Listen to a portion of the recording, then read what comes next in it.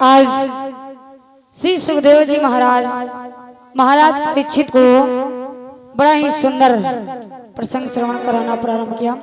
और ये हमारे भैया जी हैं अमर सिंह बहेलिया ठाकुरपुर के रहने वाले हैं। भगवान के चरणों में 51 मुद्राओं का दान किया है। अनिल चौहान सुदौली के रहने वाले हैं, 501 मुद्राओं का दान किया है। पुत्तन लाल रावत यहीं के रहने वाले हैं, 1001 मुद्राओं का दान किया है। और ये संजय भैया हैं, संजय चौहान यहीं के रहने वाले हैं, 501 मुद्राओं का दान किया है। नेवल किशोर वाजपेयी जो सुदौली के रहने वाले हैं, 501 मुद्राओं का दान किया है। मया राम चौहान यहीं के रहने वाले हैं, 501 मुद्राओं का दान किया है। तो पार ब्रह्म परमेश्वर सभी की मनोकामनाओं को पूर्ण करे और सभी का जीवन मंगल में हो, सभी सुखी समृद्ध रहें और इसी प्रकार से सभी का हाथ दान के क्षेत्र में आगे बढ़ता रहे। परमेश्वर से यही इच्छा, यही कामना है। प्रेम से बोले सद्गुरुदेव भगवान की जय हो। तो इधर सुखदेव जी महाराज ने बतलाया कि हे राजन, किस प्रकार से राघवेंद्र सरकार सांवरे सरकार ने 6 दिन की अवस्था में पूतना नामी निश्चरी का हनन किया। 27 दिन के जब हुए तो सकटासुर नामी निश्चर का हनन किया। इसी प्रकार से अकासुर, बकासुर, तृणाव्रत ऐसे कई निशाचरों का हनन राघवेंद्र सरकार ने किया। और ये जब सूचना महाराज कंस को मिली तो महाराज कंस बड़ा ही चिंतित में है, बड़ा ही कष्ट में है। उसको चिंता लगी हुई है। चिंता कैसी कि जितने भी हम इधर निश्चर वीर योद्धागण भेजते हैं मारने के लिए अपने काल को, तो वहां से लौट करके आता ही नहीं हमारे पास, ये चिंता लगी हुई है। तो ये सिंहासन पर बैठा हुआ महाराज कंस बड़ा ही उदास। इतने में ही कौन पहुंचा? देवर्षि नारद। देवर्षि नारद का आगमन हुआ कि सोच रहा था एक दिन बैठा हुआ उपाय, उसी समय दरबार में जा पहुंचे ऋषिराय। उपाय ये सोच रहा था कि कैसे मैं अपने काल को समाप्त करूं, किस प्रकार से उसका हनन करूं। तो ये विचार कर रहा था। इतने में देवर्षि नारद और नारद की वाणी कभी मिथ्या ना होने वाली, उसी को कहते हैं नारद। और भैया लोग, आप लोग आए हो तो भाई शांत रहो, बातचीत करोगे तो हमारा मन उसी में लगे रहेगा, नहीं? और टाइम बहुत पाबंद है, यहाँ का टाइम बहुत मूल्यवान है। तो आप सभी लोग वार्तालाप न करें, कथा की तरफ ध्यान दें। प्रेम से बोले सच्चिदानंद भगवान की। तो जब नारद का आगमन हुआ तो नारद ने आकर के बैठे, सिंहासन पर बैठे और इधर महाराज कंस से पूछना शुरू किया। रे महाराज, आपका चेहरा बड़ा ही उदास है, बड़े ही निराश हो, क्या बात है? देखो ये समय कितना सुंदर चल रहा है और आप इस प्रकार से बड़े ही उदास हो, निराश हो, ये अच्छा नहीं लग रहा है। जो वीर बलशाली योद्धा हो उसके चेहरे पर ऐसी सन्नाटा, ये शोक अच्छा नहीं लग रहा है। इसलिए महाराज भाई हमको तो पता है नहीं। देवर्षि नारद बना बना करके बातें कहने लगे हमको पता नहीं कि आपके कौन सा रोग लगा हुआ, कौन सी चिंता है, लेकिन महाराज कहना है आपसे, सुनो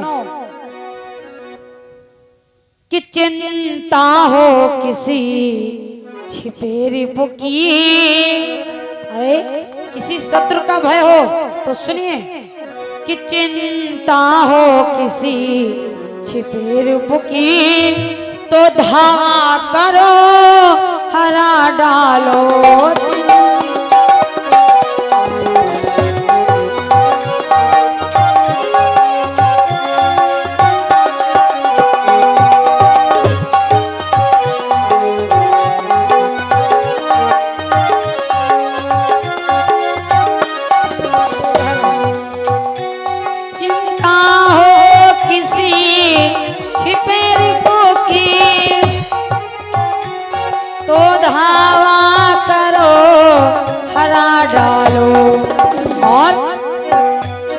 यदि अंदर हो कुछ रोग दोष, अरे राजन सुनिए, यदि अंदर हो कुछ रोग दोष तो कोई दवा करा डालो। यदि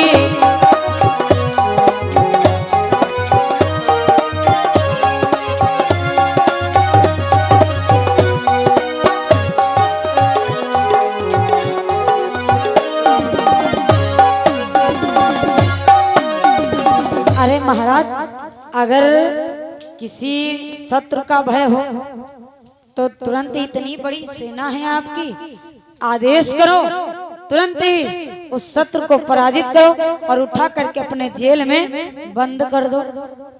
और देखो ये तुम्हारा फूल के समान जो मुख फूला है ये बड़ा ही बेकार लगा इस समय, इसलिए महाराज ये अच्छा नहीं लग रहा मुझे। इसलिए अगर कोई रोग दोष लग गया हो, कोई बीमारी हो, तो जाओ वैद्य जी के पास और तुरंत ही इलाज कराओ, बढ़िया तबीयत सही हो जाए। तो जब देव ऋषि नारद की इतनी वाणी को सुना तो महाराज कंस ने कहा कि ऋषिराज ऐसी बात नहीं है। तो कहा तो क्या बात है, बड़े ही उदास हो। कहा बात यह है, जो मेरा काल का जन्म होने वाला था मेरी देव की बहन के द्वारा, लेकिन उसका जन्म कहाँ हुआ, गोकुल में, और उसको मारने के लिए पता नहीं मैंने कितने निशाचरों को भेजा, अकासुर, बकासुर, सकटासुर, तृणाव्रत, ऐसे कई निश्चरों को भेजा, लेकिन महाराज लौट करके वहां से कोई आया ही नहीं।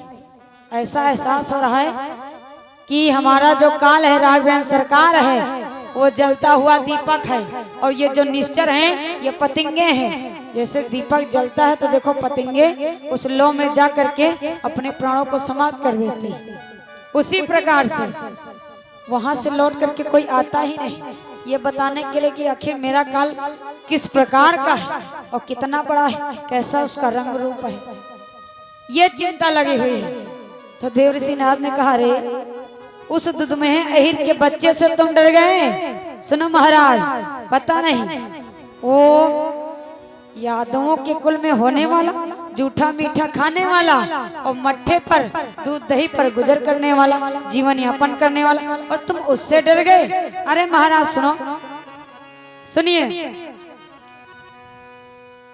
कि ग्वालों तक जिनका बख्तर है, गोरस जिनकी ये पूजी है।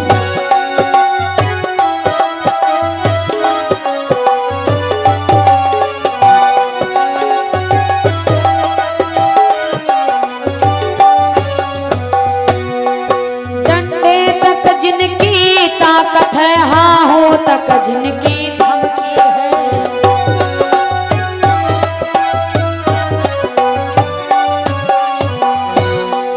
उस कुल के एक छोकरे ने बेचैन तुम्हें कर डाला है। बलवीर भला बतलाओ तो क्या कृष्ण काल का पाला है, बलवीर भला कृष्ण काल का काला है।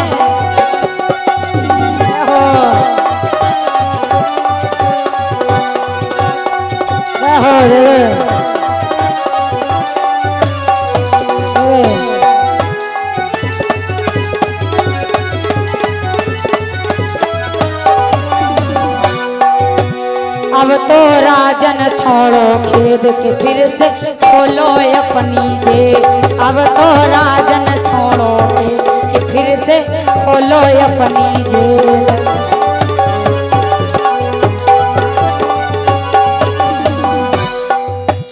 खोलो अपनी जेल की राजन, खोलो अपनी जेल, अब तो राजन, अब तो राजन, अब तो राजन छोड़ोगे फिर से खोलो अपनी जेल, अब तो राजन छोड़ोगे फिर से।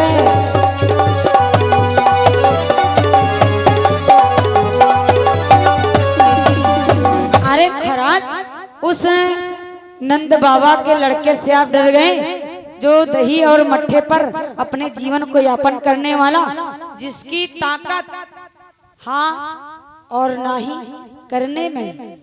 उसकी धमकी है, उसकी ताकत है, बस इतनी ही उसकी औकात है, और तुम उससे डर गए। अरे महाराज, तुम तो राजा हो, किसकी उस गोकुल के जितने भी नर नारी हैं उन सभी के राजा। तुरंत आदेश दियो और उठा करके जेल में बंद कर दो। और जब जेल में बंद कर दोगे तो उसको मारना तुम्हारे दाहिने हाथ का काम। ये खेद छोड़ो, ये सब पश्चाताप छोड़ो। तो इधर महाराज कंस ने कहा, मैं मानता हूं मैं राजा हूं, मैं राजा हूं, मैं आदेश दे सकता हूं, लेकिन कोई कारण तो हो तभी तो मैं आदेश दूं। कारण मेरे पास कोई है नहीं।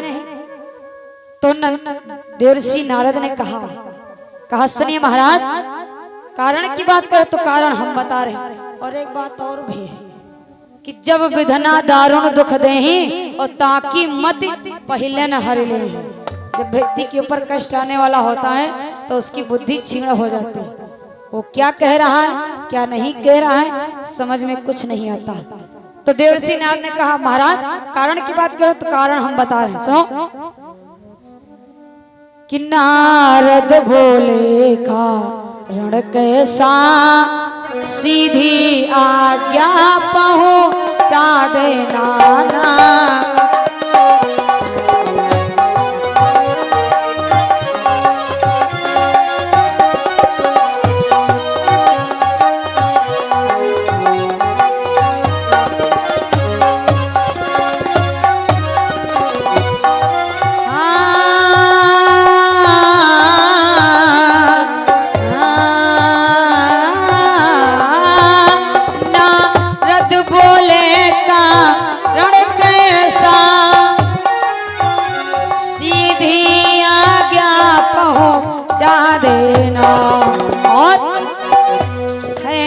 कमल पुष्प का देह में है, कमल पुष्प का देह में नंद से उसे मंगवा लेना है।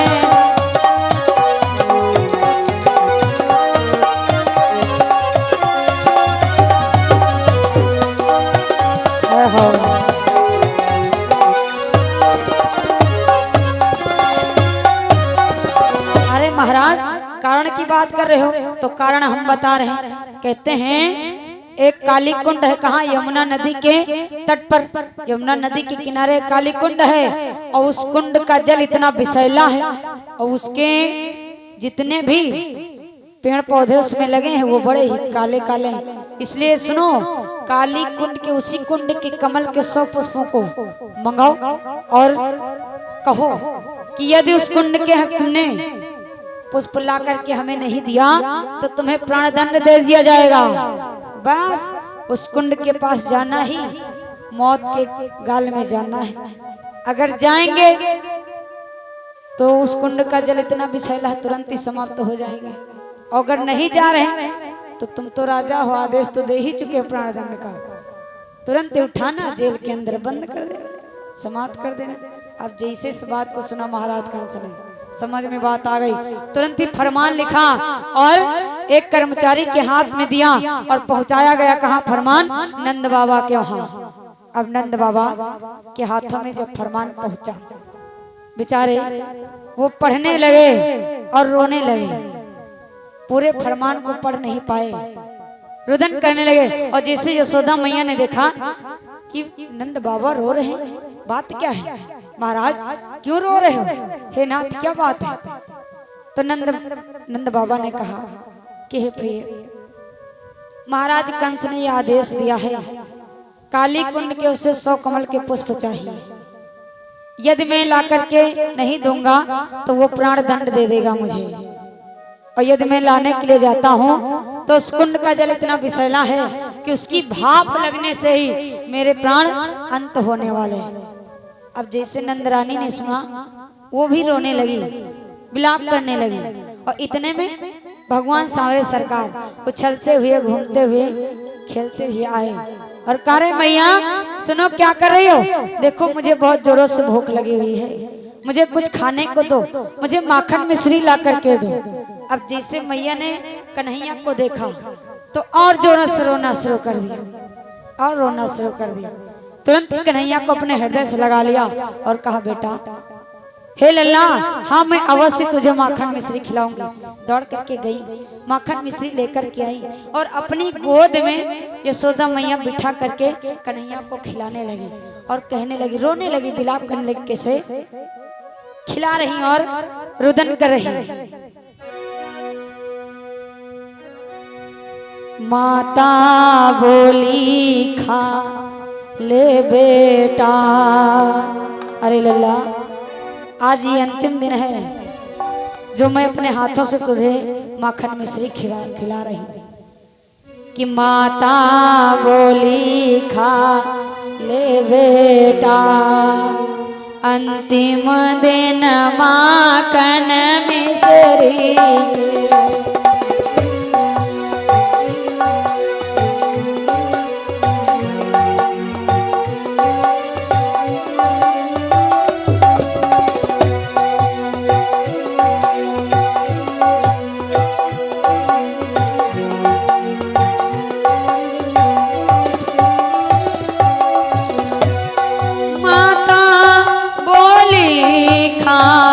ले बेटा,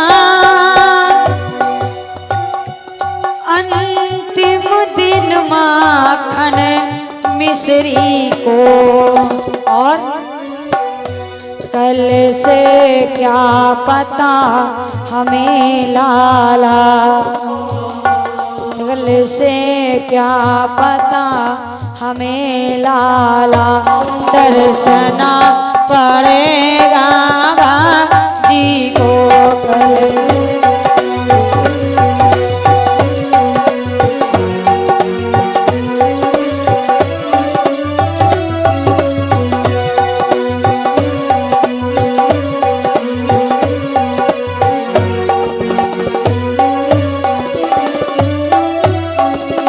और इस दूध दहिया माखन से अब शायद भेंट नहीं होगी, और बाबा जी बंधे कहीं होंगे, बाबा जी बंधे कहीं होंगे, ये मैया बंधी कहीं होगी, बाबा जी बंधे।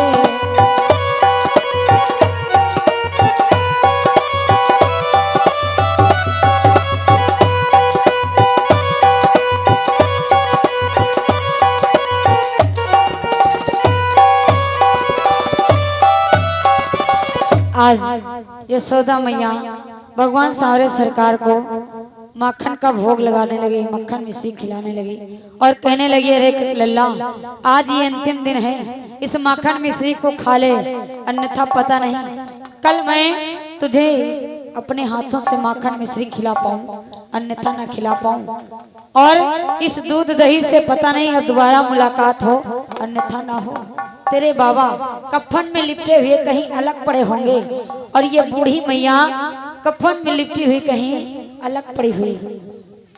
तो आज जैसे ही इतनी बाणी को सुना और रोते हुए मैया को देखा, तो कन्हैया उठ करके खड़े हो गए और कहने लगे, रे मैया, तू ये क्या कह रही है, ये क्यों आंसू निकाल रही है?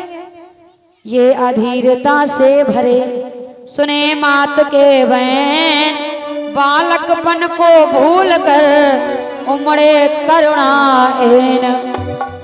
राघवेंद्र सरकार बाल्यावस्था को भूल गए कि मैं अभी छोटा हूँ, अपनी मैया की आंखों में आंसू न देख सके, और उठ करके खड़े हो गए और कहने लगे, रे मैया, तो जल्दी से बता, आखिर माखन मिश्री क्यों छूट जाएंगे, हमारा तुम्हारा संबंध क्यों टूट जाएगा, और ये दोबारा तू मुझे क्यों माखन मिश्री नहीं खिला पाएगी?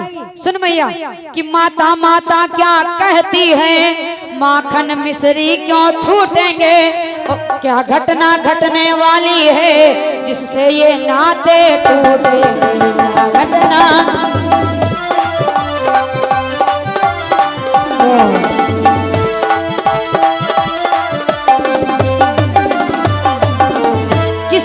कसका सर उभरा है, एक सर उसको न निसारा को, एक सर उसको न।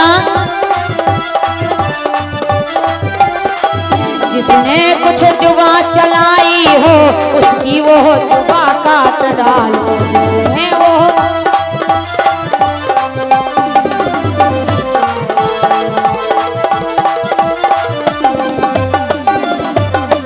अरे मैया कौन सा काल आने वाला है जो ये माखन मिश्री छूट जाएंगे, हमारा तुम्हारा संबंध टूट जाएगा। और मैया बता, आखिर किसी ने तुझे कुदृष्टि से देखा है? अगर कुदृष्टि डाली होगी तो मैं उनकी आंखों को फुड़वा दूंगा। और मैया यदि कोई उंगली तेरी ओर उठी होगी तो मैं उसकी उंगली को ही तोड़ ताड़ करके फेंक दूंगा। अरे मैया तेरी आज्ञा हो तो मैया इंद्रासन अभी हिला डालूं और सूरज चांद को निगल जाऊं और यम को खाक में मिला डालूं। अरे माँ तू ऐसी कैसी बात कर रही है? तो आज मैया यशोदा तो कुछ नहीं बोली। भक्तों यहाँ की गाथा से हमें ये संदेश मिलता है। संदेश क्या मिलता है? कि माता पिता कष्ट में हो, दुख में हो, और लड़का जो बालक है सुख भोगे, ये नीति के खिलाफ बात है। अगर माता पिता को कष्ट है, दुख है, तो बच्चा भी कभी सुखी नहीं हो सकता है। और कुछ लोग स्वयं को बड़ा होनहार समझते हैं, बड़ा ही यशवान कीर्तिमान समझते हैं, लेकिन ये देन किसकी है? तुम्हारे माता और पिता की।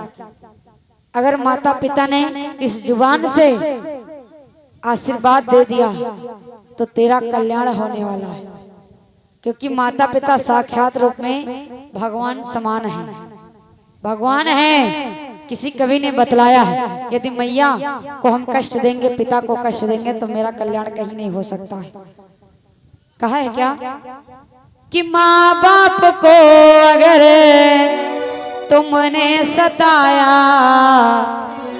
मिलेगा नहीं तुमको स्वर्ग में ठिकाना। माँ बाप का दिल कभी ना दुखाना, माँ बाप का दिल कभी ना दुखाना।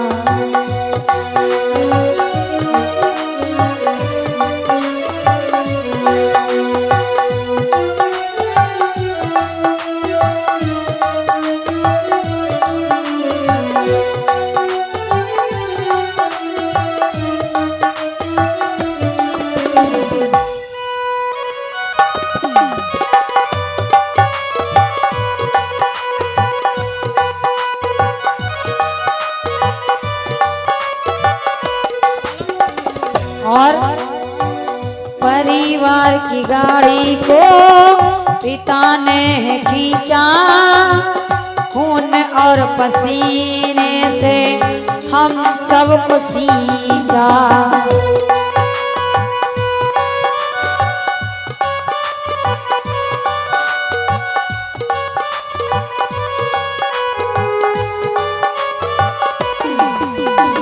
कहते हैं माँ बाप की डांट में भलाई छिपी होती है। यदि मेरे माता पिता मुझे डांट देते हैं तो हम सभी लोग उनको बहुत ही भला बुरा कहते हैं, उनसे बोलते नहीं, उनसे बात नहीं करते, लेकिन वो डांट अगर तुमने बर्दाश्त कर लिया तो तुम्हारा जीवन सुधर जाएगा। कैसे? कि माँ बाप की डांट में भलाई छिपी होती है, और जैसे दूध में मलाई छिपी होती है नहीं राजमल भैया?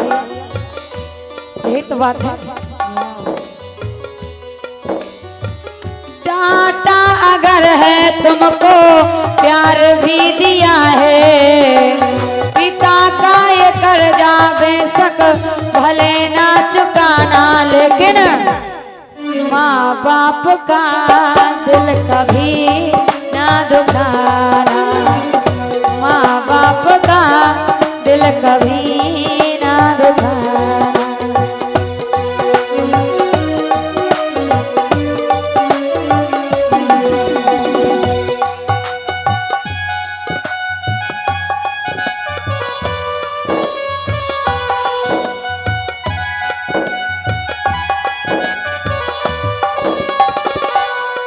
ओहो